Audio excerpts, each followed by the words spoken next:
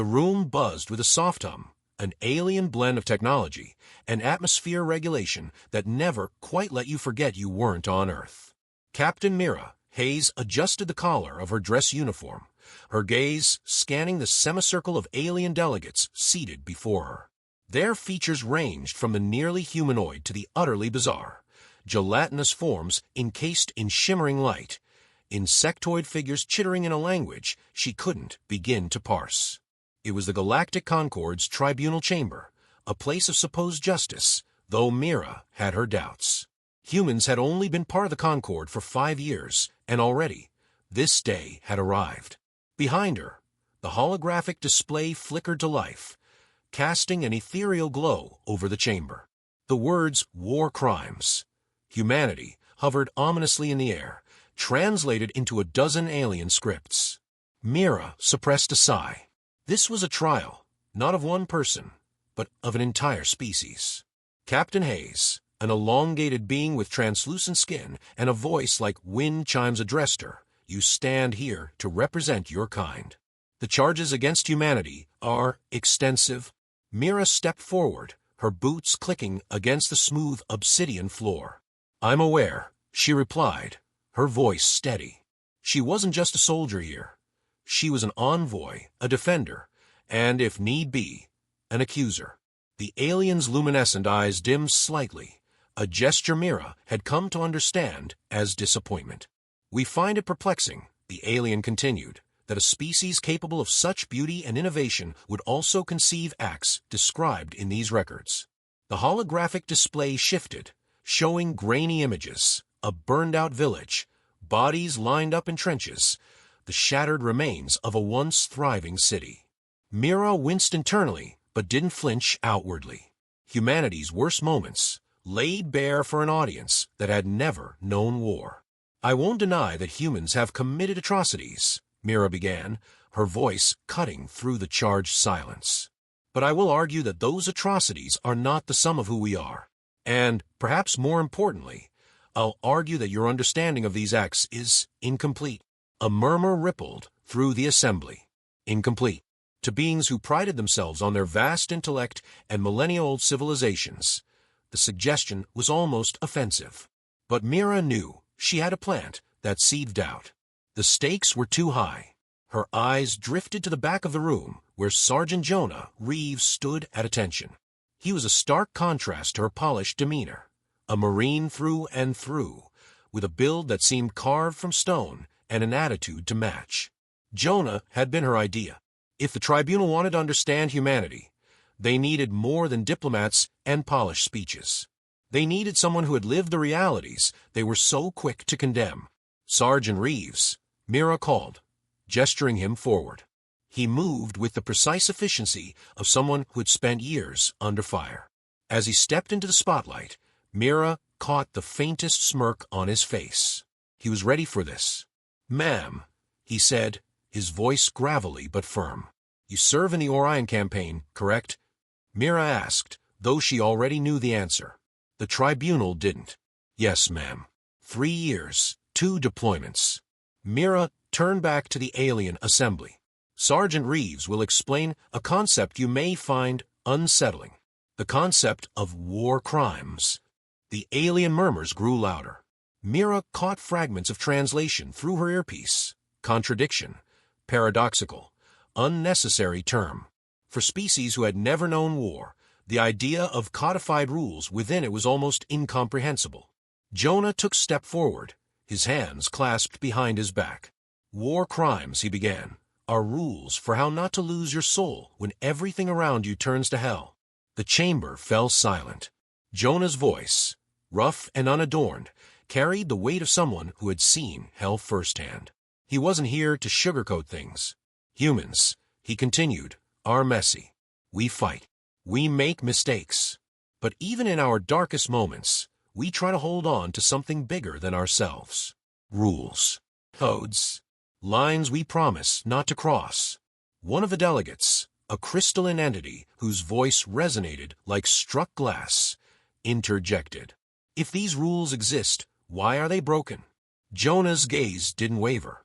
"Because humans are flawed. But the fact that we have those rules at all, That's what matters. It's not about perfection. It's about trying. Mira watched as the assembly absorbed his words. Some looked skeptical, others curious. But Jonah wasn't done. "Let me tell you a story," he said, his voice softening but losing none of its intensity. "About a village on Orion 3. About what happens when you're forced to choose between survival and your own humanity." And as Jonah spoke, the sterile chamber seemed to fade away.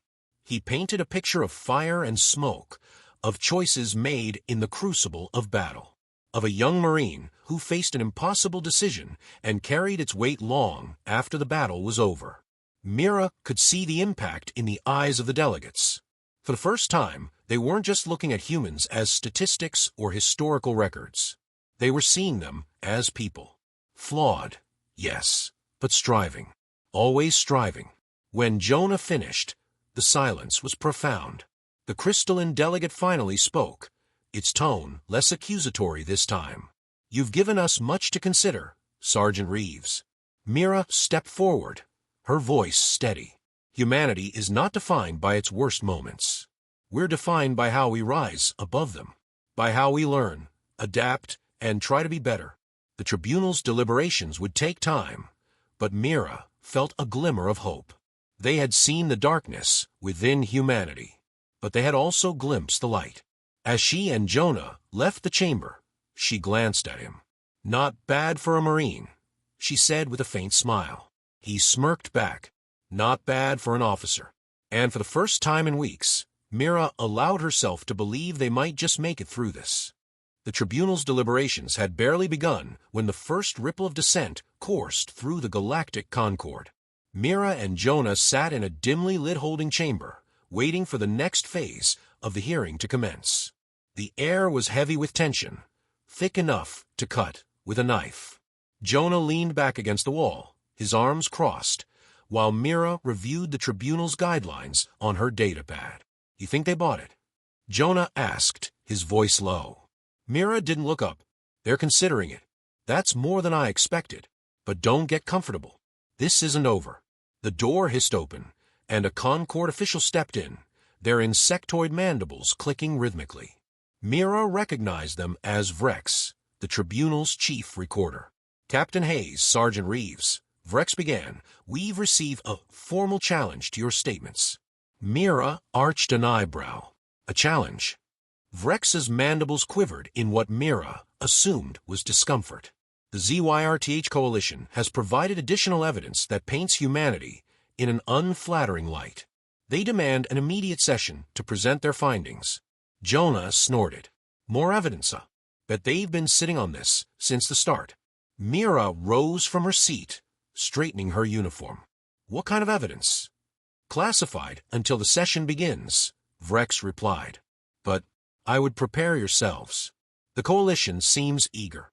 Minutes later, Mira and Jonah were back in the tribunal chamber, the holographic display now dominated by the emblem of the ZYRTH Coalition, an angular design resembling interlocking talons. The ZYRTH delegate, a towering, reptilian figure draped in ceremonial armor, stepped forward. Its scales shimmered under the chamber's light, each movement exuding calculated menace. "Honorable delegates," the ZYRTH began, its voice a guttural growl that resonated through the chamber. "We appreciate the patience of this assembly as we unveil the truth about humanity's nature." Their representative speaks of rules and codes, yet history tells a different story. The display shifted to new footage. This time, it wasn't grainy or incomplete. It was crisp, vivid, a recording from the Siege of Callisto, one of the most brutal battles in human history. Mira felt her stomach tighten as the screen showed scenes of chaos, orbital bombardments tearing through cities, civilians scrambling for safety, soldiers fighting tooth and nail. And then came the moment Mira dreaded. A squad of human soldiers, backs against the wall, trapped in a corner of the city. Among them, a young Marine, barely out of training, wielded a plasma rifle. He wasn't shooting at the enemy. He was shooting at an approaching crowd of civilians. The ZYRTH paused the footage, their predatory eyes scanning the assembly. "This is your code," they sneered. Your precious rules. The room erupted in murmurs. Mira's jaw tightened as she glanced at Jonah. His face was unreadable, but she could see the tension in his shoulders. He'd been on Callisto. She didn't know the details, but she knew the scars ran deep. Permission to respond, Mira said, stepping forward. The presiding delegate nodded. Mira took a deep breath. This footage, she began, is from one of the most harrowing battles in our history. Callisto was a nightmare, not just for the soldiers who fought there, but for everyone involved. What you see here is not a justification, but it is context. That Marine, he was defending his squad from a bomb planted by the enemy. The civilians were being used as shields, forced forward by the enemy combatants. It was a choice no one should ever have to make. The ZYRTH delegate snarled. A convenient excuse.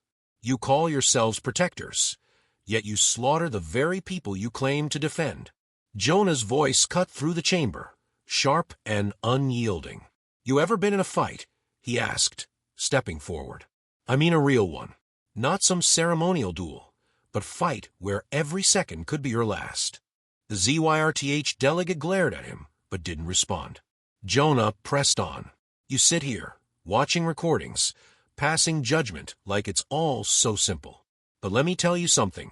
War isn't clean. It's not fair. And sometimes you're left with nothing but bad choices. That Marine, he'll carry that day with him for the rest of his life. Every nightmare, every quiet moment, he'll see their faces. That's the cost of doing what he did. The chamber fell silent again. Mira watched as the delegates absorbed Jonah's words. Some looked thoughtful, others skeptical. The ZYRTH delegate, however, was unmoved.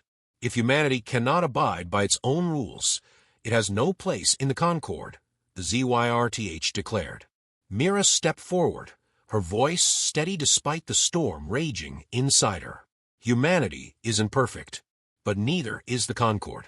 If you want to cast us out for our flaws, you might want to take a long look at your own histories. The ZYRTH hissed, but before they could respond, the presiding delegate raised a hand. Enough. We will deliberate further. The session is adjourned. As the delegates filed out, Mira turned to Jonah. That could have gone better. He shrugged. Could have gone worse. They're listening. That's more than I expected. But as they left the chamber, Mira couldn't shake the feeling that the ZYRTH weren't done. The battle for humanity's place in the Concord was far from over, and the shadows of Callisto loomed larger than ever. The final session of the tribunal convened in an atmosphere of charged anticipation. The chamber's tiers, filled with delegates from every species in the Concord, hummed with a quiet tension.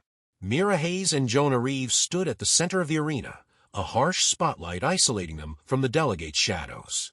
Above them, the holographic display cast the ZYRTH Coalition's emblem beside a looping playback of the Callisto footage, a damning visual that had dominated the previous session. But today, Mira wasn't here to defend. She was here to strike back. Honorable delegates, Mira began, her voice carrying a steadiness that belied the storm within her. We have watched humanity's darkest moments dissected and displayed for your judgment. But if we are to judge, let us do so with eyes unclouded by convenience. With a nod to Jonah, he activated his datapad. The display flickered, the Callisto footage replaced by new recordings, this time from battles fought by the ZYRTH Coalition.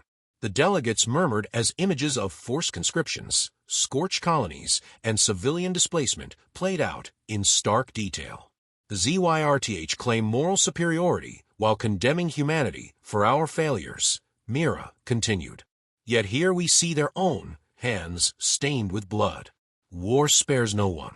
Not humanity, not the ZYRTH, not any of us. And the true measure of a species is not in its mistakes, but in its willingness to rise above them.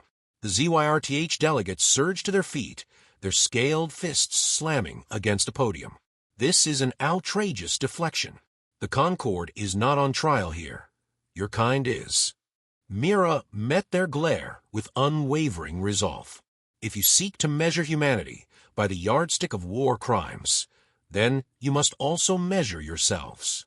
And if perfection is your standard, I'd like to see which species meets it. A ripple of murmurs swept through the chamber. The presiding delegate, a serene, amphibious figure with glowing bioluminescent patterns, raised a hand for silence. Captain Hayes, you tread a dangerous path.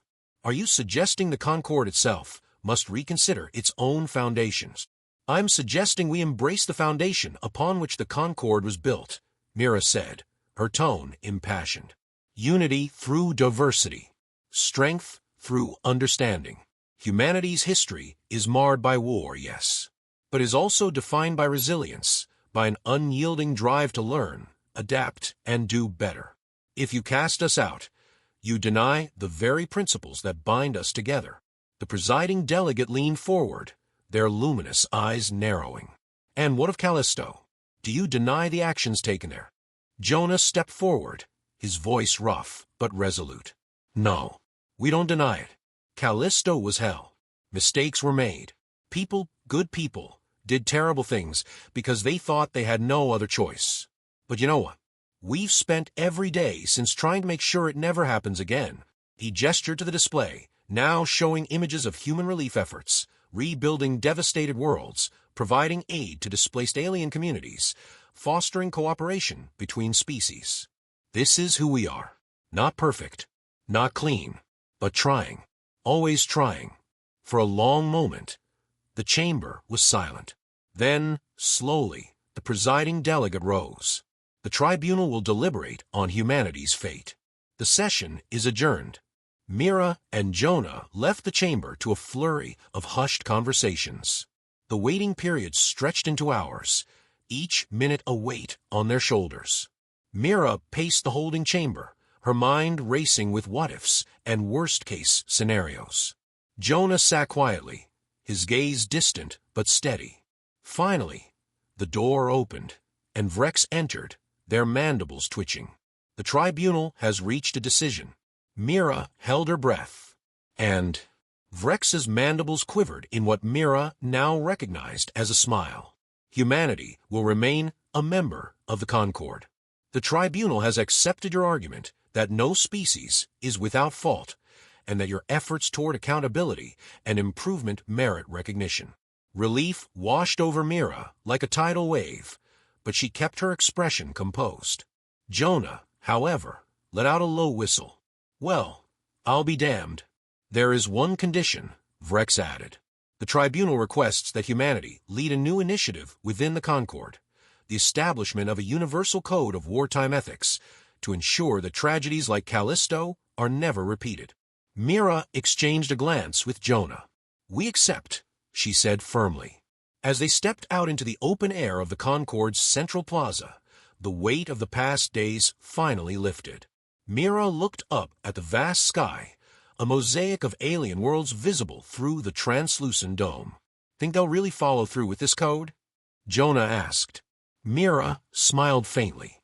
They will, because they have to, and so do we. The two of them walked forward into a future that was uncertain but theirs to shape. And for the first time in days, Mira allowed herself to hope.